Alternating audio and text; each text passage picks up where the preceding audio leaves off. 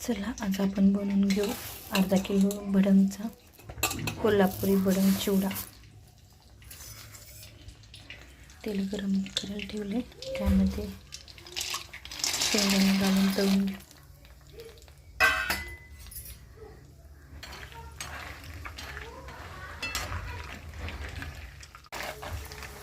बघा छानपैकी शेंगदाणे तळून झालेत।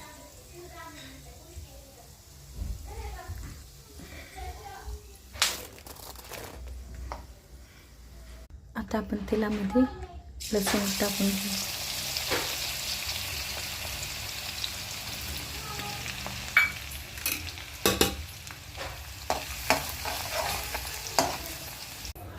लसूण छान तळून झालं। आता लसूण त्या कढीपत्ता टाकून घेऊ आपण तेलामध्ये।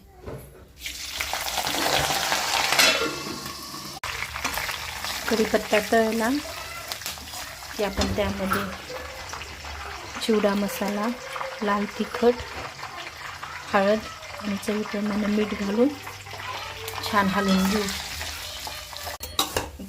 कढीपत्ता तळला, आता आपण तेल गॅस बंद करू, त्यामध्ये मसाले टाकून घेऊ। चिवडा मसाला, हळद, लाल तिखट आणि मीठ।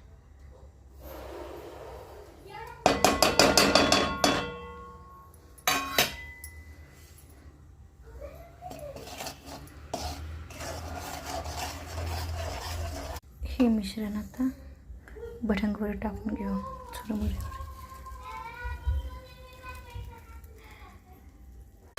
बघा असा हलवून झालेला आहे मसाला टाकून। आता थोडी आपण पिठी टाकू, पिठी साखर टाकायची।